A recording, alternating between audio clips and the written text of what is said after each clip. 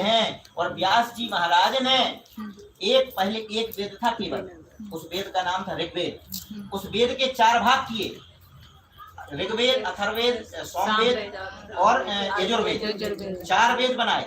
उन 4 वेदों को बनाने के बाद भी संतुष्टि नहीं मिली तो 17 पुराण बनाए।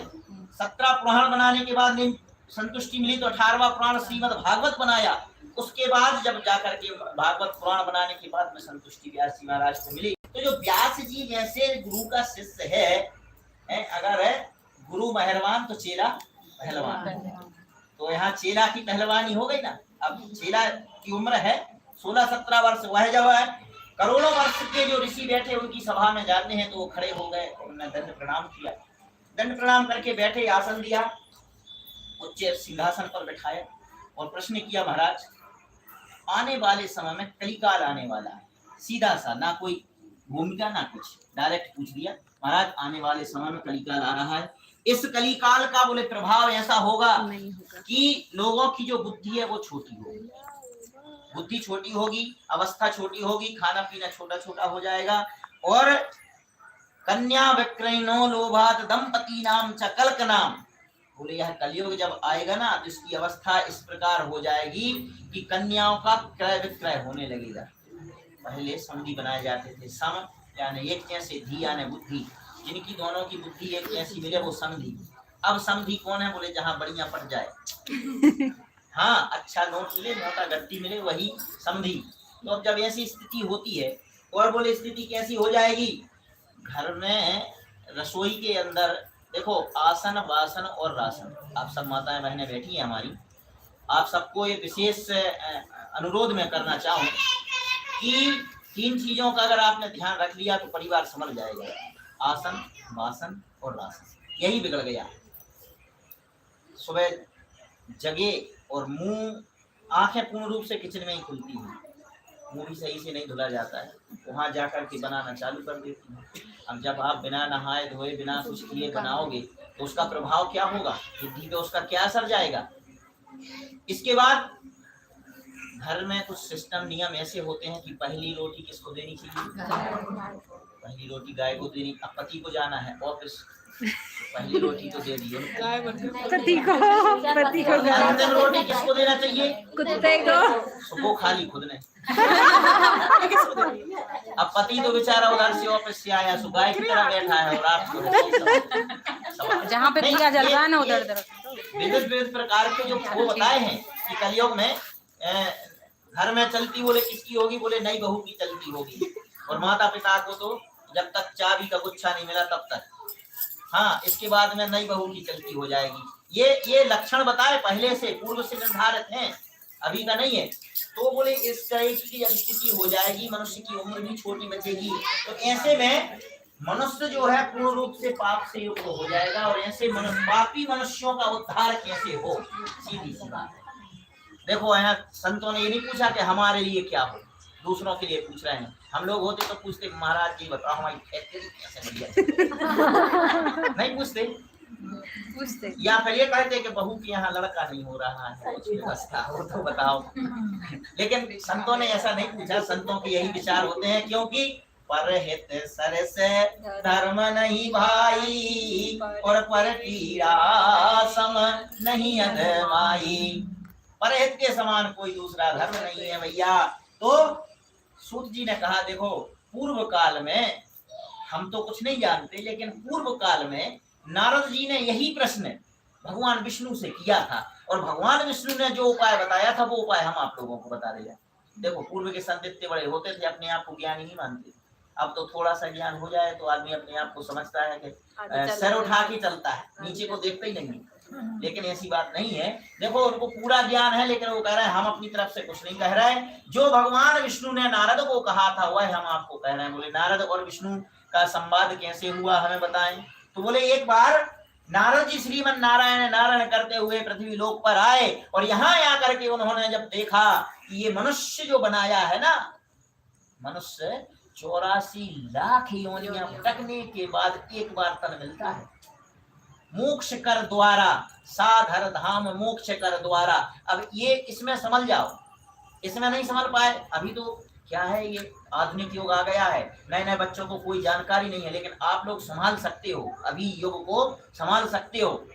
क्यों हमें इसे केवल ऑफिस जाना, पैसा कमाना, खूब ज्यादा पैसे इकट्ठा करना, बंगला बना लेना, उस बंगले में रहना, फिर उसमें उपभोग करना, फिर मर जाना, ये जीवन नहीं है।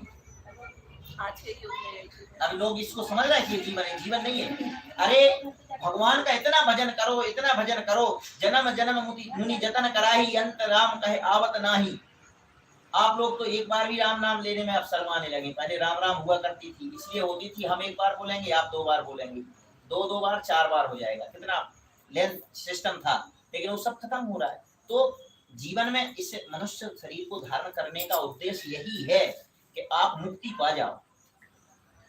पति में इतना प्रेम भी मत करो कि उलझ के रह जाओ, नहीं, वैराग्य की वो नहीं ले जा रहे, लेकिन आप लोगों को एक उद्देश्य बता रहे हैं कि जीवन का उद्देश्य ये नहीं है। जीवन का उद्देश्य ये है कि भगवान की, माता रानी के चरणों में, गोपाल जी के चरणों में हमें जगह मिल जाए। इस आत्मा के वास्तविकता पति कोई और है, हम लोग तो भूले बैठे हैं।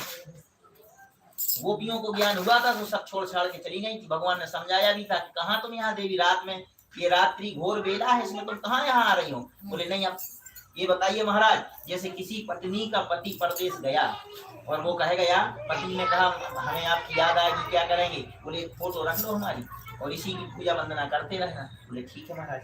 तो पत्नी घर में उनकी पूजा वंदना कर रही थी, पति परदेश से आ गया, दरवाजे पर खड़ा, उसने कुंडी बजाई, देवी खोलो। अब दरवाजा खोला गया। जब दरवाजा खोला तो अब बताओ, वो फोटो रखी उसकी पूजा करे या जो बाहर खड़ा उसकी। अब तो फोटो का कोई मतलब नहीं है। तो ये जो संसारिक पति है ना, ये फोटो है। लड़ाई मत करना घर जाके, लेकिन समझा रहा हूँ कि ईश्वर से प्रीति इतनी लगाओ कि धीरे धीरे करके अपनी जो है मुक्ति ही हो जाए। तो नारद जी ने देखा कि मनुष्य इतना बढ़िया सुंदर बनाया था, 84 लाख योनियों में भटकने के बाद में ये शरीर मिला, और यहाँ तो ये बस इसी में लगे हैं, उठना बैठना खाना पीना, इसकी लड़ाई उससे, उसकी लड़ाई इससे, अपने अपने ईगो में परेशान हुए जा रहे हैं। ईगो होना ही नहीं चाहिए, दम्भ होना नहीं चाहिए। भगवान की शरणागति जिस दिन पहुंच जाओगे, वहां भगवान की शरणागति पहुंचने का मेन उद्देश्य हो जाएगा, तुम्हारी मन में निर्मलता आ जाएगी। क्यों भगवान ने रामायण में कहा है, निर्मल जन मन सो मोहि पावा, और मोहे कपट छल छिद्र न भावा। उनको तो ये पसंद ही नहीं, उसका तो भक्षण कर जाते हैं।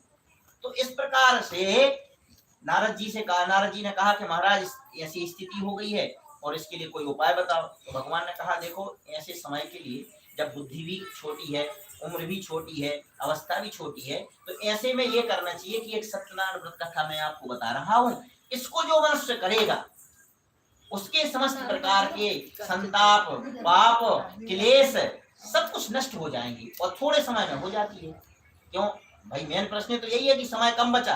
पहले हजारों लाखों वर्ष उम्र हुआ करती थी, फिर 100 वर्ष बची, अब तो 70-80 पे ही काटा है, धीरे धीरे 60 और नीचे घटेगा।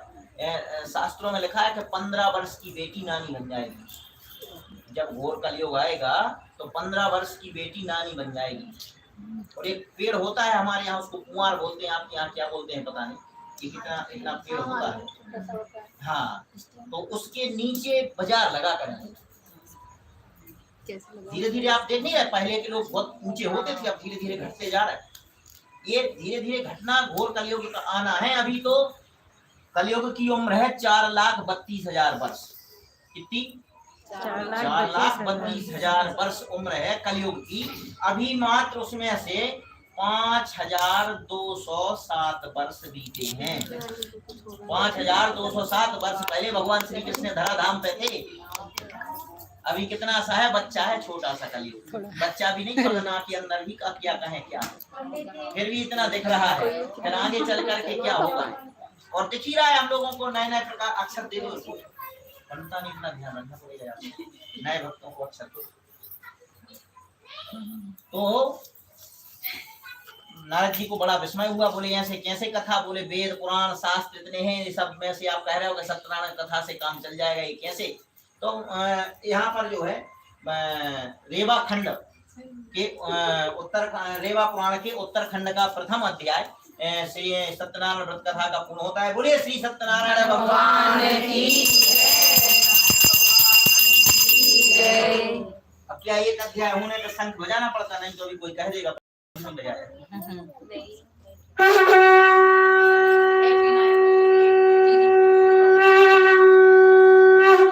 ये इसलिए भी बजाते हैं कि नींद आ रही हो तो भग जाए। श्री राम जय राम जय जय राम, श्री राम जय राम, जय जय राम, श्री राम जय राम, जय जय राम, श्री राम जय राम, जय जय राम, श्री राम जय राम, जय जय राम, श्री राम जय राम, जय जय राम, श्री राम जय राम, जय जय राम, श्री राम जय राम, जय जय राम, श्री राम जय राम, जय जय राम, श्री राम जय राम, जय जय राम। बोले राजा रामचंद्र सरकार की जय। तो भगवान विष्णु ने बताया कि पूर्व काल में काशीपुरी नगरी में एक वृद्ध सतानंद नाम के ब्राह्मण हुए, और वह ब्राह्मण जो है थोड़े गरीब थे।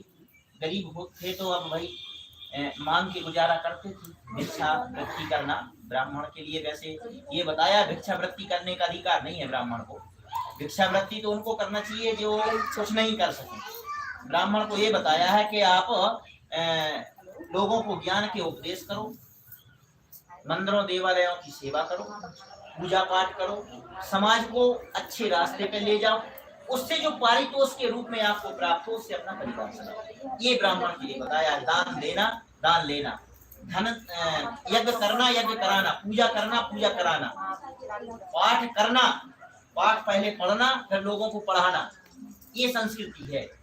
तो वह जो ब्राह्मण से भिक्षा मांगा करते थे, भगवान ने कहा ये ब्राह्मण अपने पथ पे नहीं चल रहा है, भिक्षा मांगना अधिकार नहीं है इसका, इसलिए अपने पथ पे नहीं चल रहा है, ये भ्रष्ट हो जाएगा। अगर ये भ्रष्ट हो जाएगा तो ब्राह्मण के भगवान बहुत प्रिय हैं।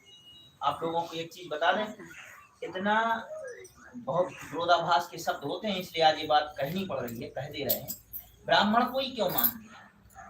बात जगह जगह क्यों लिखा है कि ब्राह्मण से ही पूजा करो, ब्राह्मण से ही पूजा कराओ? ब्राह्मण के अंदर ब्राह्मणत्व होना, वेद विद्या का अध्ययन करना, हमेशा अपनी दिनचर्या में संलग्न रहना। ऐसा नहीं है कि आप 10 बजे तक कोई सो के जगे और मदरा पान भी करे और उल्टी सीधी चीजें भी खाए, फिर उसको भी तुम कहो कि ब्राह्मण। ऐसी बात नहीं है। अगर हम दूध गाय का ही तो पीते हैं, गाय का ही दूध तो श्रेष्ठ माना गया, गाय का दूध पीते हैं। कुछ लोग थोड़े और अधम नीचे होते हैं तो बकरी का भी पी लेते हैं, भैंस का ज्यादा है। अब आजकल भैंस का चलने लगा है, लेकिन फिर भी ये कहेंगे हम कि और नीचे तो नहीं जाते ना।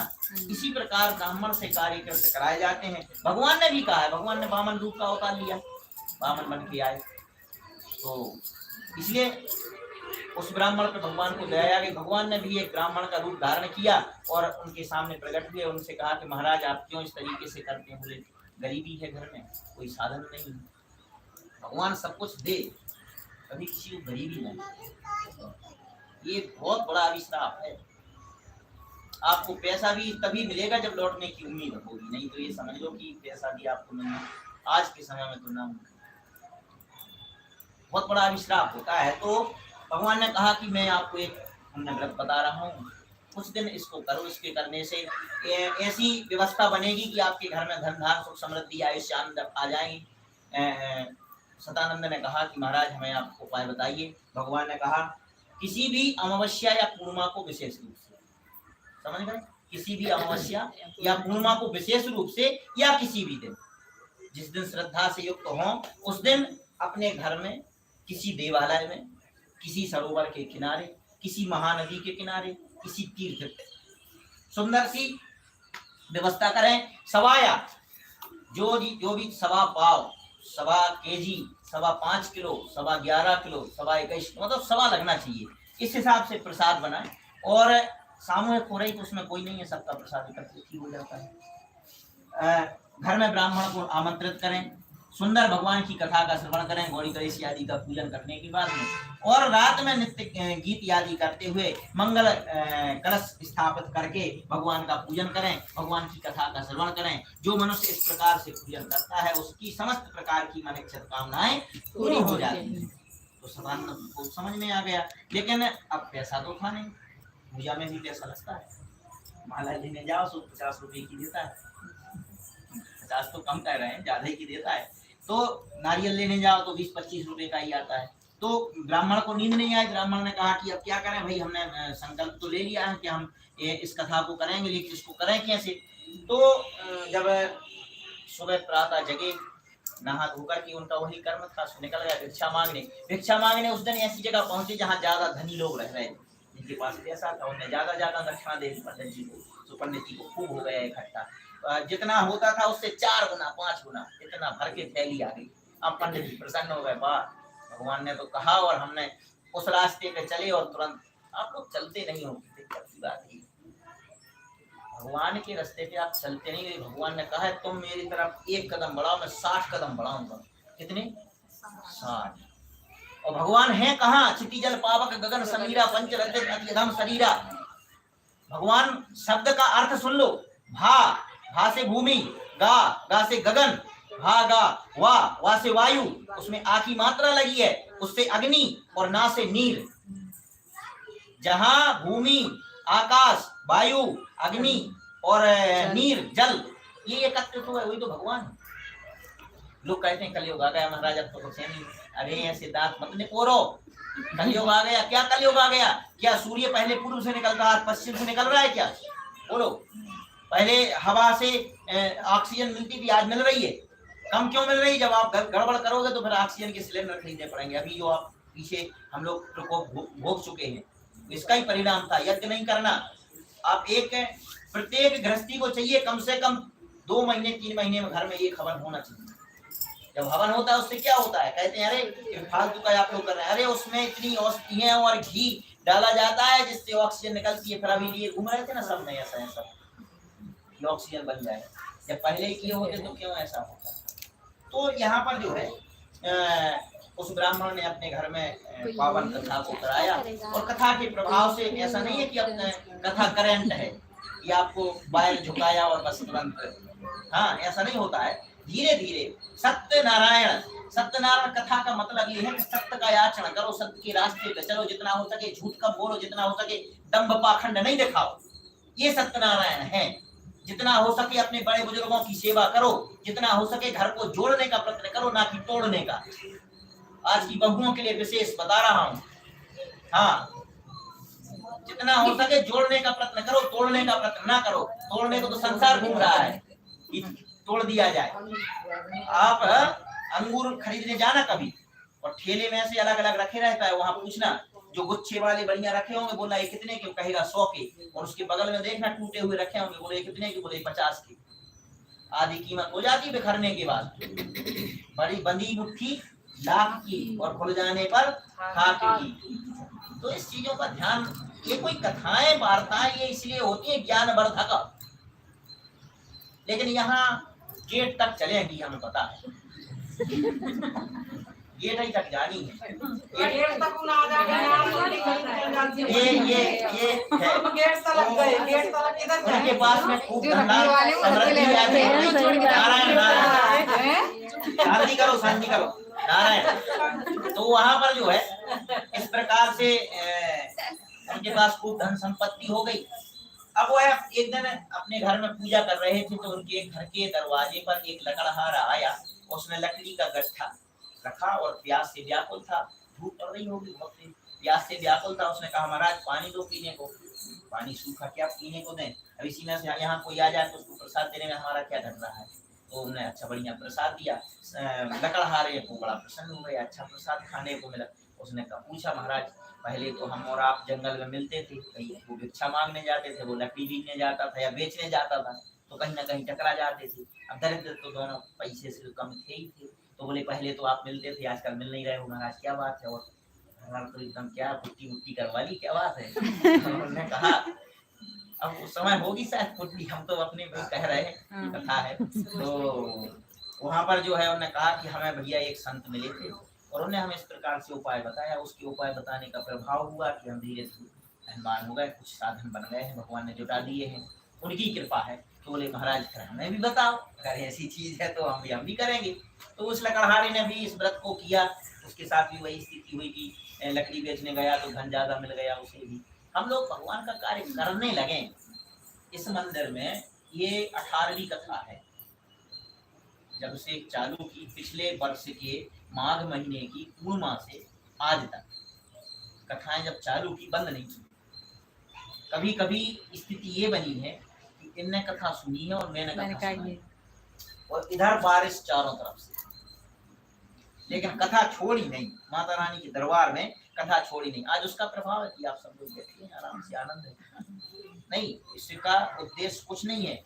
इस कथा करने का उद्देश्य केवल इतना है, देखो यहाँ के लोग तो समझेंगे, ऐसा नहीं, सत्यनारायण यहाँ के लोग करते हैं, लेकिन हमको भाषा कम आती है। इतनी बड़ी भाषा नहीं बोल पाएंगे हम, कथा पूरी नहीं बोल पाएंगे, कितनी भी सीख लें, लेकिन इतनी कथा नहीं बोल पाएंगे जो आप लोगों को सुना सकते हैं। तो इस परदेश में, हम लोग परदेश में रहे हैं, इस परदेश में आप लोगों के लिए सुलभ हो सके, इस कथा का यही उद्देश्य है।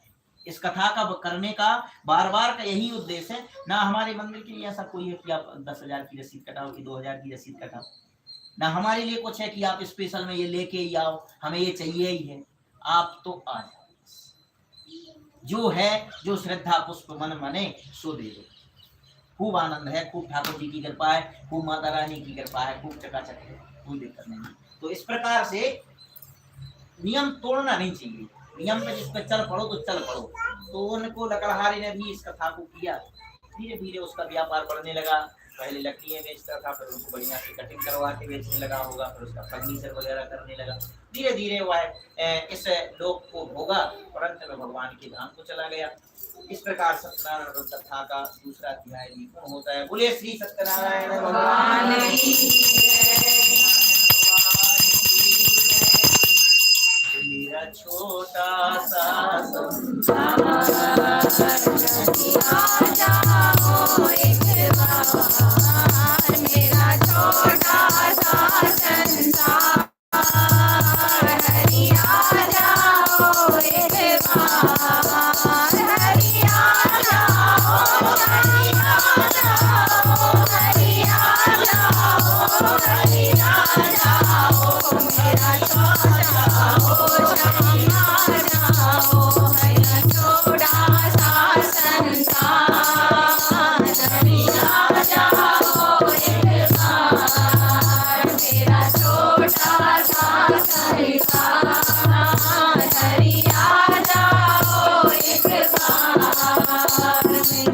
बोले लक्ष्मी नारायण भगवान की जय। अब यहाँ पर एक प्रश्न होता है, ब्राह्मण सतानंद भी गरीब था और लकड़हारा भी गरीब था। मतलब ये गरीब लोगों की कथा है, बड़े बड़े लोगों की नहीं है। ऐसी कोई बात नहीं है। पूर्व काल में भद्रशिला नाम की नदी के किनारे एक तुंगध्वज नाम के राजा थे और वह अपनी सुंदर पत्नी के साथ इस कथा को कर रहे थे। उस कथा को करते हुए जब कौन बजाएगा, तुम बजाओ। एक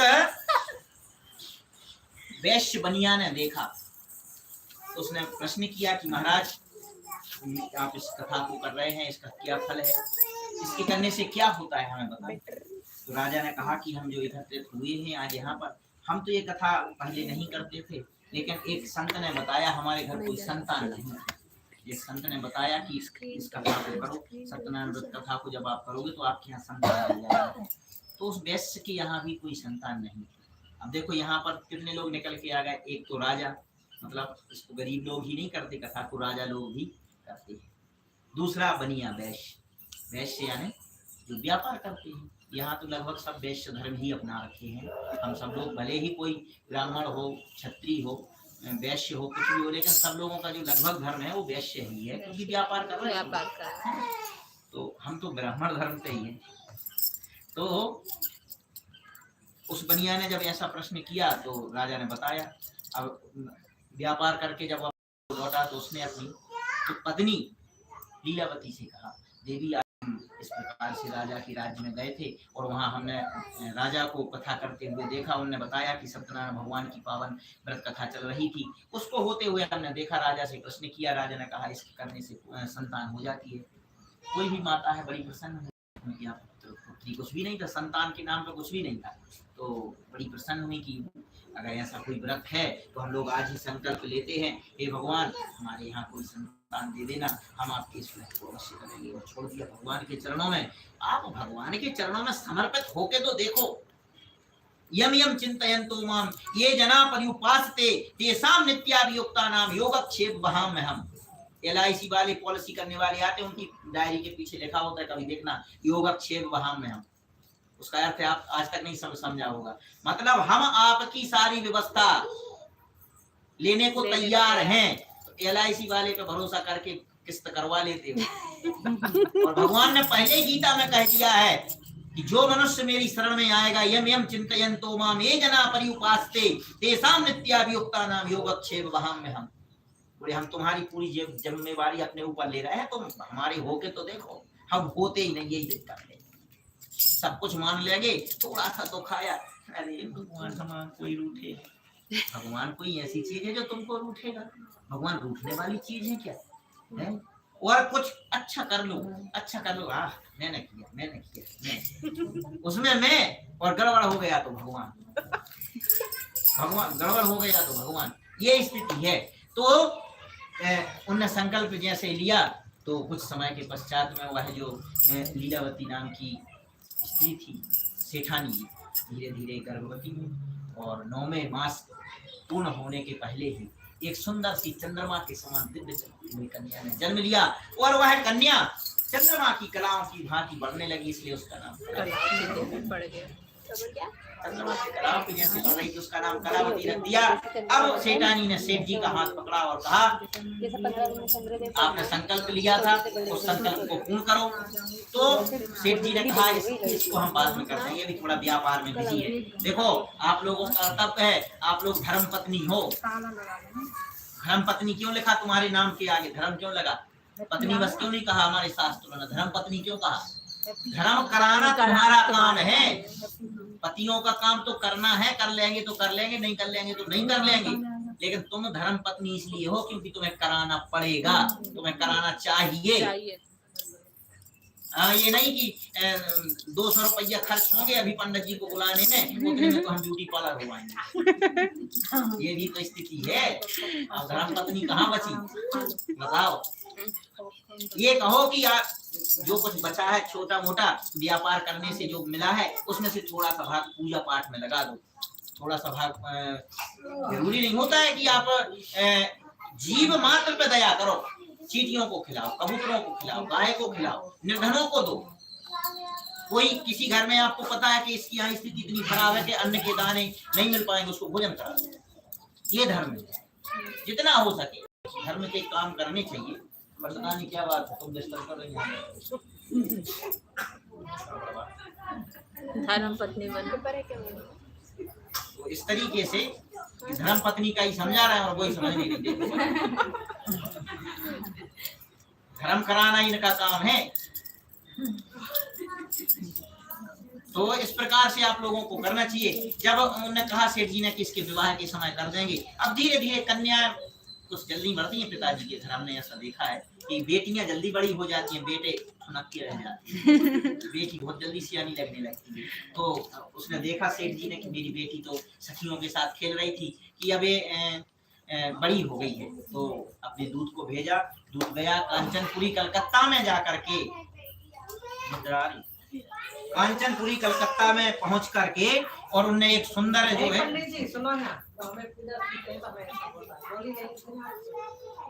तो सुंदर एक वेश्य बनिया के उसको लड़के को ले आए।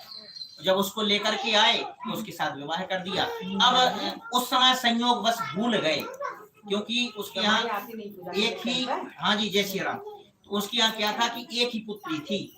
उसके यहाँ जो आया दामाद वो जमाई बन के आया, वहीं रहने लगा, लड़का बन गया उनका। तो अब दोनों व्यापार करने को निकल गया। व्यापार करने में कुशल थे, यहाँ पर भूल गए कथा करना। आप किसी देवी देवता के सामने, किसी मंदिर में, किसी जगह जा करके कोई संकल्प अगर ले ले तो उसे पूर्ण करें, नहीं तो देव प्रकोप पड़ता है। अब यहाँ पर सेठ जी के ऊपर प्रकोप हुआ चांद।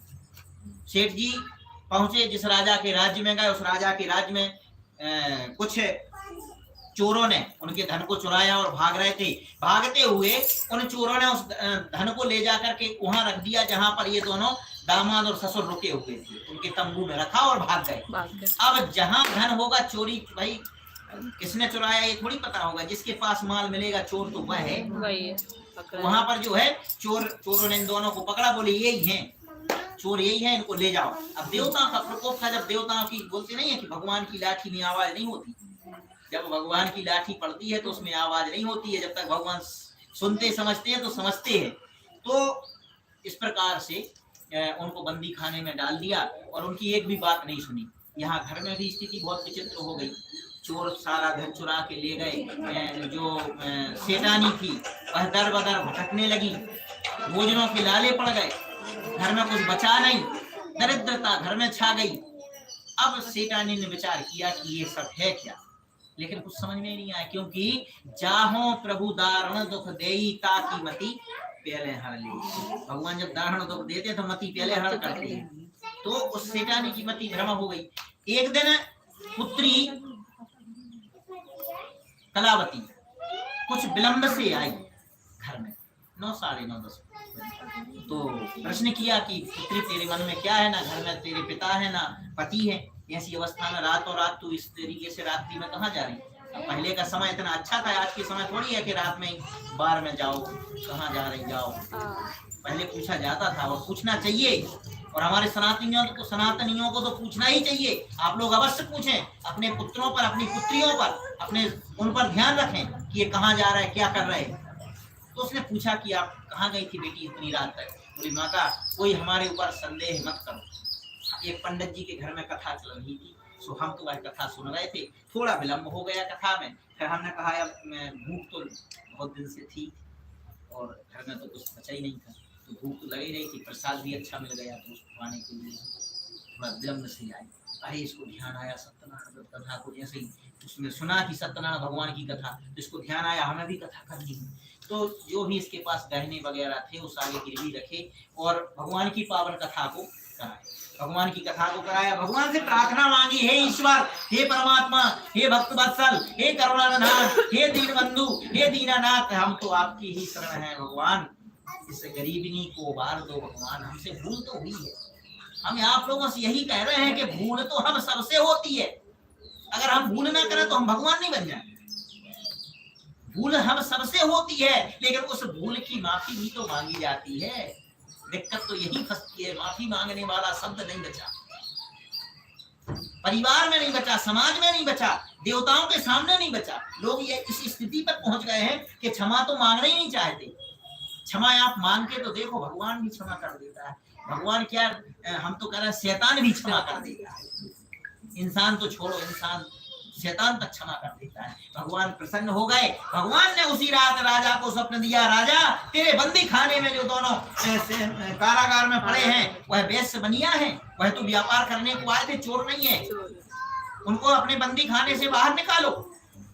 स्वप्न का प्रातः काल राजा जगे और स्वप्न की बात अपने मंत्रियों को बताई कि हमें इस प्रकार से स्वप्न आया, भगवान हमारे स्वप्न में आके ऐसा कह रहे थे। बोले अगर देवताओं का स्वप्न है तो सत्य ही होगा, आप उन दोनों को लेके आओ। लेके आए, जानकारी एकत्रित की गई। उस समय आधार कार्ड नहीं चलते थे, लेकिन जानकारी से ही काम होता था। जानकारी एकत्रित की गई तो वास्तव में वो तो बनिया थे, दोनों व्यापार करने गए थे। उनका जितना भी धन लिया था पूर्ववत उनके धन को वापस कर दिया, उससे 4 गुना धन वापस दिया कि आप व्यापार करते इतने दिन तक तो इतना कमाते, वापस ले लो। दाढ़ी आड़ी बढ़ गई थी, जेल में पड़े पड़े तो वो सब बनवाई इस प्रकार से पुण्य प्रताप से।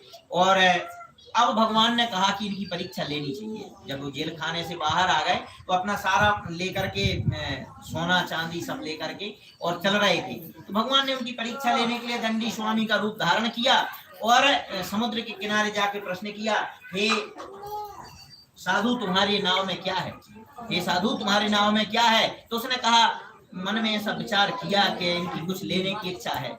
जैसे तो ऐसा लगा उन्होंने। वार्ता में थोड़ा सा हम जल्दी कर दे रहे कथा।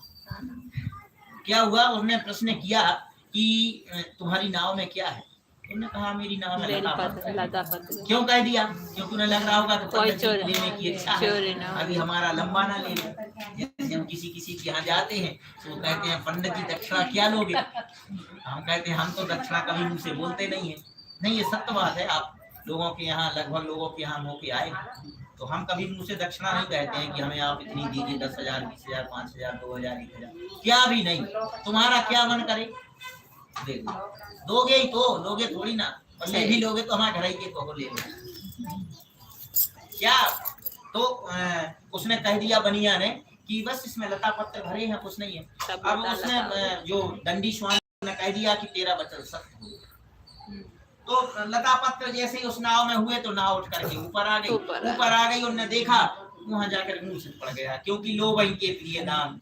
लोभी व्यक्ति को तो दाम बहुत प्यारा होता है। अगर उसको दाम चला गया तो सब चला गया। अरे पूरे राम रोने लगेगा, माथा पीटने लगेगा। वही माथा पीटने लगा, रोने लगा, अब क्या करें, हमारा तो पूरा धन नष्ट हो गया। उसे दामाद ने समझाया कि ससुर जी चिंता मत करो। ए बेटे, उधर नहीं करना। आप जिनने ऐसा किया है, जब वो कर सकते हैं तो उसे बदल भी सकते हैं। आप उन्हीं की शरण में चलो, वो बदल देंगे। तो उनकी शरण में गया। अब इंसान चतुर तो होता है। उन्होंने क्षमा याचना मांगी कि हम आपके प्रताप को नहीं जान पाए, हमारा धन वापस हो जाए, ऐसा हा दैया किया। तो उनका धन, भगवान ने कहा तो गया थोड़ी था। कहा जाओ, तुम्हारा वचन सत्य हो गया, अब तुम्हें धन मिल जाएगा। नाव में जो कहते हो धन हो गया। उनने अपनी नगर की ओर प्रस्थान किया। नगर के पास में जब आए तो कुछ सैनिकों को भेजा कि जाओ रानी को, सेठ रानी को बताओ कि हम लोग जो है इस प्रकार से धन लेकर के आ रहे हैं और हमारा स्वागत किया जाए। तो सेठ रानी भी उस समय सत्यनारायण भगवान की कथा को कर रही थी पुत्री के साथ। तो उन्होंने कहा कि बेटी हम चले जाते हैं, तो दामाद हमारा बेटे जैसा है और तुम्हारे पति, अपने पति से, मैंने तुम्हारे पिता से भी मिल लेंगे, यहाँ मर्यादा बच जाएगी और तुम पूजा पूरी पूर्ण करके आ जाना। तो उसने जल्दी में पति लालसा, पति दर्श की लालसा के चक्कर में प्रसाद पाना भूल गई। पूजा तो पूरा कर दिया, प्रसाद लेना भूल गई। वहां जाकर के देखा तो उसको पति आदृश्य कर दिया भगवान ने। और आदृश्य जब पति हो गया तो पति को नहीं देखा तो खड़ाऊ माथे पर रख ली पति की, और अब तो सती होने को तैयार हो गई। किसी पिता की पुत्री उसके सामने सती हो, पिता का हृदय विदीर्ण हो गया, रोने लगा, हे भगवान हमारी परीक्षा क्यों बार ले रहे? अभी मैंने कहा था आकाशवाणी हुई, मूर्ख हर बार गलती करते हो। एक बार करो तो ठीक बात है, बार बार करते हो। तुम्हारी जो कन्या है वह प्रसाद का परित्याग करके आई है, यह जाकर के पुनः प्रसाद पाएगी तो यह अपने पति को पा जाएगी। आकाशवाणी को सुना, तुरंत गए भगवान के सामने क्षमा याचना मांगी, प्रसाद को पाया और प्रसाद को पाया वापस आई। कहीं गया थोड़ी था, मिल गया। तो इस प्रकार से जब वह अपने घर को आए और हर महीने की संक्रांति, पूर्णिमा, अमावस्या जब भी समय मिले तो वह कथा को करने लगे। इससे जीवन को बढ़िया तरीके से भोगते अंत में भगवान नारायण के धाम को गए। इस प्रकार सत्यनारायण व्रत कथा का तीसरा अध्याय पूर्ण होता है। बोले श्री सत्यनारायण भगवान की जय, लक्ष्मी नारायण भगवान की जय।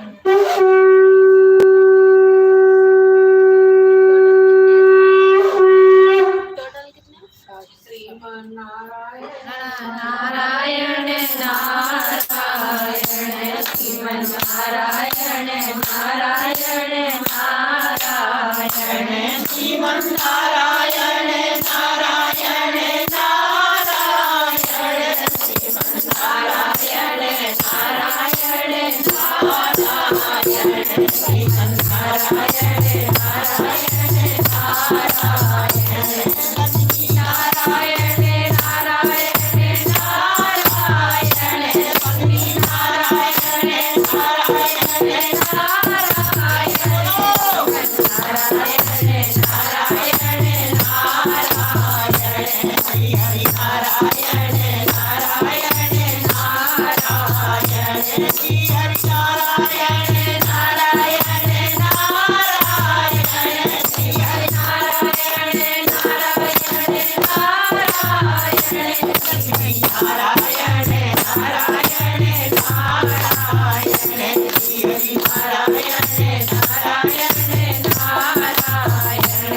हरि नारायण नारायण नारायण बोलिए श्री लक्ष्मी नारायण भगवान की जय सत्यनारायण भगवान की जय यज्ञ नारायण भगवान की जय भगवान जी थोड़ा और सदे रहो।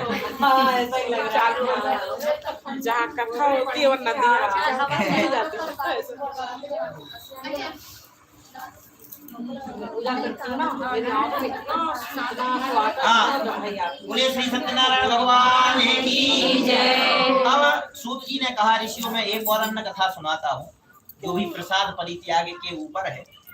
चिंता मुक्त होकर के सुनो। कौशलपुर राज्य में एक तुंगध्वज नाम के राजा थे।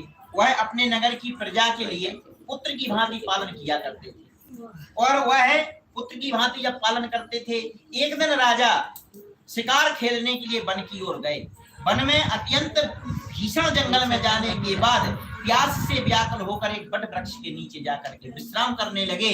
उस बट वृक्ष के नीचे कुछ ग्वाल लोग ग्वाल बाल कथा कर रहे थे। जब कथा कर रहे थे ग्वाल बाल तो राजा ने न देखा और पीठ और कर ली कि अभी ये हमसे कुछ मांगने न लगे। राजा मिल गया, लूट ना ले, सोना सोने वोने की चेन पहने थे, मुकुट उकुट पहने थे, तो ऐसा लगा ये हमसे अभी लूट लेंगे। तो राजा इधर को मुंह करके बैठ गया, भगवान को पीछा देखी और उनने कहा चलो भैया हमारा राजा है। ग्वाल वालों ने कुछ नहीं, ले जाके प्रसाद का दोना सामने रखे आए, प्रणाम करके चले गए। राजा ने कहा ये ग्वाल साले जीवन में ठंड के दिनों में नहाते धोते नहीं है, इनके हाथों में मेल लगा होता है, इनने कैसे प्रसाद बनाया होगा, क्या किया होगा, मुझे नहीं खाना। देखो ये बात ध्यान रखो, प्रसाद जहाँ नाम हो गया वो फिर किसी ने बनाया हो, किसी ने कुछ किया हो, भगवान को लग गया, वहां विश्वास करो। विश्वास करने की कुछ जगहें होती, वहीं पर आजकल विश्वास नहीं हो रहा है। संत की वाणी में विश्वास नहीं बचा, मजाक बनने लगे, नए नए तरीके की कॉमेडी बनने लगी। हिंदू धर्म पे कॉमेडी हमें लगता है सबसे ज्यादा बन रही है और हम हिंदू